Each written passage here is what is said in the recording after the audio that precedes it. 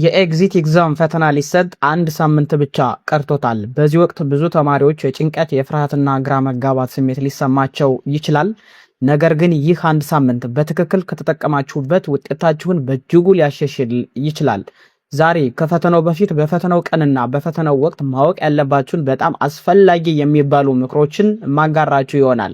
ሰላም፣ እንዴት አላችሁ? የገናናው ቱቶሪያል ቤተሰቦች ዛሬ ኤግዚት ኤግዛምን በተመለከተ እጥር ያለ አንድ ቪዲዮ ሰርቼላችኋለሁ። ቪዲዮውን ከወደዳችሁት ላይክ ማድረጋችሁን እንዳትረሱ። በተለይ ይህ የቀረውን አንድ ሳምንት እንዴት በጥበብ መጠቀም እንዳለብንና ውጤታማ ልንሆን እንደምንችል በዚህ ቪዲዮ በደንብ አጋራችኋለሁ። እንግዲህ ኤግዚት ኤግዛም በጣም በብዙ ተማሪዎች ዘንድ እየተፈራ ያለ ፈተና ነው። ነገር ግን አሁን ጀስት ኤግዚት ኤግዛምን ስንመለከት ማለት ነው እጅግ በጣም ጥሩ የሚባልም ነው። ዛሬ ከፈተናው በፊት ላይ ልናደርጋቸው ከሚገቡ መሰረታዊ ከሚባሉ ነገሮች እንጀምራለን። እንግዲህ ይህን የቀረውን አንድ ሳምንት እንዴት አድርገን ነው ተጠቅመን ውጤታማ ልንሆን የምንችለው የሚለውን ነገር እንሞክራለን። እንግዲህ ሁላችሁም እንደምታውቁት እንግዲህ አሁን አዲስ ኮርስ ለመጀመር ወይንም ሁሉንም ኮርሶች ከመጀመሪያ ለማንበብ መሞከር የለብንም። ይህንን ማድረግ የለባችሁንም። ይልቁንም ለምሳሌ በቴስት ብሉፕሪንት ላይ ትኩረት ማድረግ አለባችሁ። ሞዴል ኤግዚት ኤግዛም ጥያቄዎችን ደጋግማችሁ መስራት አለባችሁ። የተሳሳታችሁባቸውን ጥያቄዎች ደግማችሁ መመልከት አለባችሁ። በተደጋጋሚ የሚጠየቁ ሐሳቦችንና ጥያቄዎችን በደንብ አድርጋችሁ ማጠናከር አለባችሁ። ማለት አሁን ላይ የሚያስፈልጋችሁ የማጠናከር ስራ እንጂ ከዜሮ ጀምራችሁ ማንበብ አይደለም። ስለዚህ እቺን የቀረችዋን አንድ ሳምንት እንዴት አድርገን ታይምን ማኔጅ በማድረግ በጥበብ መጠቀም እንዳለብን ልናቅ ይገባል። በሁለተኛ ደረጃ ከፈተናው በፊት ሁሉንም ማዘጋጀት ያለብን አስፈላጊ ነገሮች ማዘጋጀት አለብን። ወደ ፈተና ከመግባታችሁ በፊት የሚያስፈልጉ መሰረታዊ የሚባሉ ነገሮችን አስቀድማችሁ ማዘጋጀት አለባችሁ። ለምሳሌ ኤግዚት ኤግዛም ኢንትሪ ቲኬት ሊሆን ይችላል። ይሄንን አስቀድመን ልክ ትምህርት ሚኒስቴር ሲያሳውቅ ቶሎ ብሎ መያዝ አለብን። ኦኬ፣ አይዲ ናምበር ወይም ደግሞ መታወቂያ ሊሆን ይችላል። ይሄንንም በደንብ አድርገን ማዘጋጀት አለብን። ዩዘር ኔም እና ፓስዋርድ ሁሌ መረሳት የሌለበት ጉዳይ ነው። ብዙ ሰዎች ይሄንን ይረሳሉ። ስለዚህ መርሳት የለብንም። አስፈላጊ የሚባሉ ለምሳሌ ስክሪፕቶ ሊሆን ይችላል፣ እርሳስ ሊሆን ይችላል። እነዚህን መያዝ አለብን። ትልቁ ጉዳይ ግን ደግሞ የፈተና ቦታና የፈተና ሰዓትን በተመለከተ በደንብ አድርጋችሁ መረጃ ሊኖራችሁ ይገባል። በተለይ የፈተና ቦታችሁ ከምትኖሩበት አካባቢ ትንሽ ራቅ ያለ ከሆነ አስቀድማችሁ መድረስ አለባችሁ። ስለዚህ እነዚህን ነገሮች ከፈተናው በፊት ማለት ነው ሁሉንም ነገር ማድረግ አለባችሁ። በፈተና ቀን ቀድማችሁ መገኘት መርሳት የለባችሁም። ይሄ ባይዙ በጣም ትልቅ ጉዳይ ነው። ፈተና ከሚጀምርበት ሰዓት ቢያንስ ማለት ነው 30 ደቂቃ ቀድማችሁ በፈተና ጣቢያችሁ አካባቢ ብትገኙ ለእናንተ የመረጋጋት ስሜት ይሰጣችኋል። ኦኬ፣ አንደኛ ከመረበሽ ያድናችኋል። ሁለተኛ ደግሞ አርፍዶ ከመድረስ ይጠብቃችኋል። አርፍዶ መድረስ ምን ያህል ደግሞ ችግር ሊኖረው እንደሚችል ከዚህ በፊት ምናልባት አንዳንድ ልጆች ላይ ተናል። ኦኬ፣ ሌላው ደግሞ በፈተናው ላይ ትኩረት እንድታደርጉ ይረዳችኋል። ቀድማችሁ መገኘታችሁ ስለምትረጋጉ ፈተናው ላይ ብቻ ትኩረት እንድታደርጉ ይረዳችኋል። ስለዚህ ከፈተናው በሚሰጥበት አካባቢ ማለት ነው ቢያንስ 30 ደቂቃ ቀድማችሁ ልትገኙ ይገባል። ሌላውና ትልቁ ጉዳይ ኤግዚት ኤግዛም በመጣ ቁጥር ብዙ ተማሪዎች ይጨነቃሉ።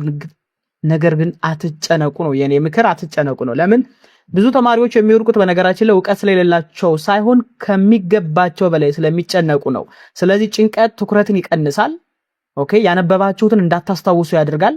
ስለዚህ ወደ ፈተና ክፍል ስትገቡ በራሳችሁ መተማመን አለባችሁ። እችላለሁ፣ እሰራለሁ ብላችሁ በራሳችሁ በደንብ ልትተማመኑ ይገባል። ተዘጋጅታችኋል?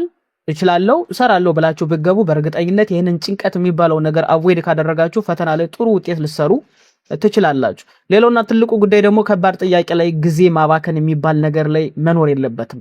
ከባድ ጥያቄ ላይ ጊዜ አታባክኑ። አንድ ጥያቄ ከከበዳችሁ ፍላግ ኮሽን አድርጉት። ከዛ ስትመለሱ ምን ታረጋላችሁ? ትሰሩታላችሁ። ኦኬ፣ ስለዚህ ምን ማድረግ አለባችሁ? ጥያቄ እየሰራችሁ እያለ የሚከብዳችሁን ፍላግ ኮሽንስ እያደረጋችሁ ቀጥታ ምን ማድረግ አለባችሁ? ቀላል የሆኑ ጥያቄዎችን መጀመሪያ መስራት አለባችሁ። ከዚያ ወደ ከበዳችሁ ጥያቄ ነው መመለስ ያለባችሁ።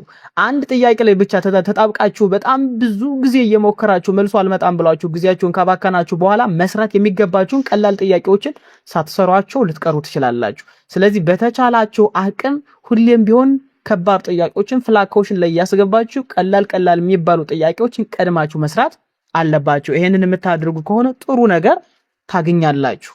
ሌላውና ትልቁ ጉዳይ ደግሞ በራሳችሁ መተማመን አለባችሁ። እስከዛሬ በጣም ብዙ ተምራችኋል። ብዙ ፈተናዎችን አልፋችኋል።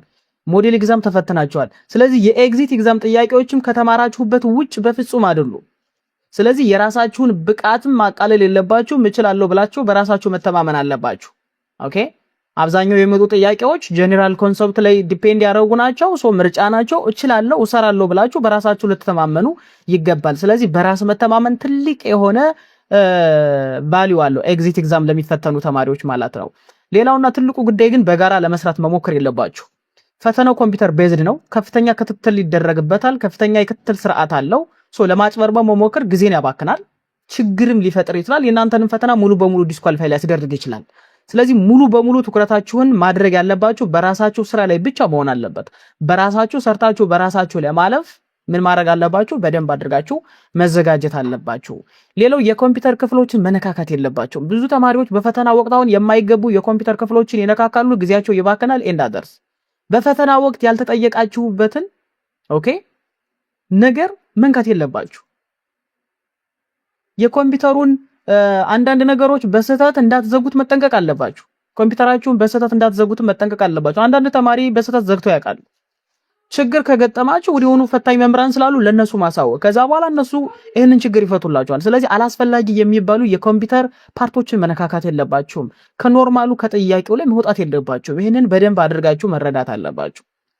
ሌላው ደግሞ በጣም ብዙ የሚያስገርመን አንዳንድ ተማሪዎች የኮምፒውተር እውቀት የለኝም ብለው ይፈራሉ። የኮምፒውተር እውቀት የለኝም ብላችሁ አትፍሩ። ብዙ ተማሪዎች ይህንን ፍርሃት አላቸው። ነገር ግን ፈታኝ መምህራን ምንም ጥያቄ የለውም፣ ያግዟችኋል፣ ይረዷችኋል። እንዴት አድርጋችሁ መስራት እንዳለባችሁ፣ እንዴት ክሊክ ማድረግ እንደው አትችሉም ቢባሉ ግን ይሄንን የኮምፒውተር እውቀት ይሄን ያህል የሌለው ተማሪ ደግሞ የለም። ስለዚህ በዚህ ምክንያትም መጨነቅ አያስፈልግም። ሌላው በቂ እንቅልፍ ውሰዱ። ከፈተናው በፊት ያለው ሌሊት በደንብ አድርጋችሁ ተኙ። ኦኬ እረፍት ያስፈልጋል። እስከ ሌሊት ድረስ ማንበብ ምናምን ምንም የሚጠቅመው ፋይዳ የለውም፣ እንደውም ያጨናንቃችኋል። ቢኮዝ የአእምሮ ከደከመ ውጤት ላይ ፈተና ላይ ለመስራት ያስቸግራል። ስለዚህ ያረፈ አእምሮ ከደከመ በደንብ ከደከማችሁበት ምናምን አረፍ ካላችሁ የተሻለ ውጤት የማምጣት እድላችሁ እጅግ በጣም ከፍተኛ ነው። ኦኬ ሌላውና ትልቁ ጉዳይ ግን በወሬ አትረበሹ ፕሊዝ። ፈተናው በጣም ከባድ ነው፣ የኛ ዲፓርትመንት አያልፍም፣ ፈተናው ወጥቷል የሚሉ ወሬዎች በአንድም በሌላ መልኩ ከብዙ ሰዎች ልሰሙ ትችላላችሁ። እነዚህ ወሬዎች ትኩረታችሁን ለማዛባት ብቻ የሚያገለግሉ ከንቱ ወሬዎች ናቸው እንጂ ምንም ጥቅም የላቸውም። ስለዚህ ምንም አይነት ወሬ ቢወራ በወሬ መረበሽ የለባችሁ። ትኩረታችሁን በጥናታችሁና በፈተናችሁ ላይ ብቻ ነው ማድረግ ያለባችሁ። ይሄንን ከግንዛቤ ውስጥ ማስገባት አለባችሁ። ሌላው የፈተናው ዩኒቨርሲቲ ማን ነው የሚያወጣው? ፈተናውን የሚያወጣው ዩኒቨርሲቲ ማን ነው ብላችሁ ጥያቄ መጠየቅ ምናምን አስፈላጊ አይደለም።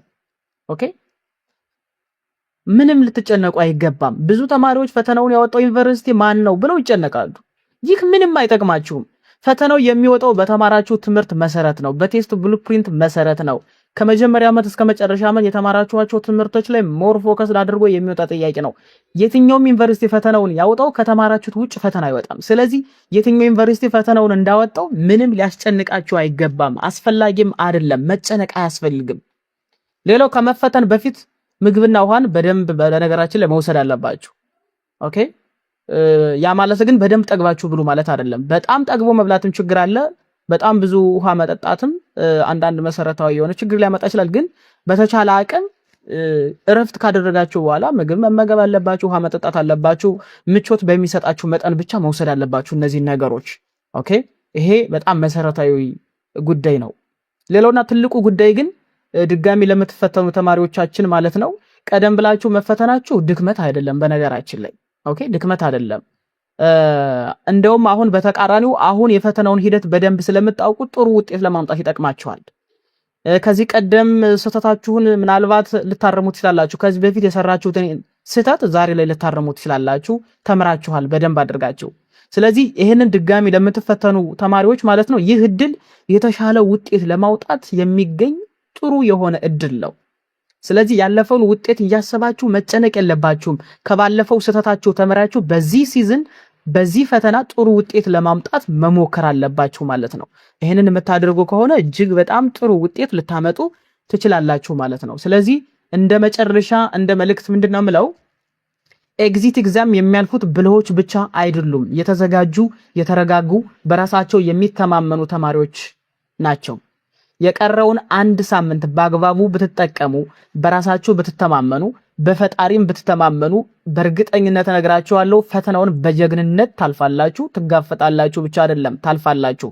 ስለዚህ ኤግዚት ኤግዛም በሰኔ 2018 ለምትፈተኑ ሁሉም ተማሪዎች ከወዲሁ መልካም እድል እንዲገጥማችሁ እመኛለሁ። ፈተናውን በደንብ አድርጋችሁም ታልፋላችሁ። እነዚህ ነገሮች ከተገበራችሁ ሁላችሁም በኤግዚት ኤግዛም ስኬታማ እንድትሆኑ እመኛለሁ።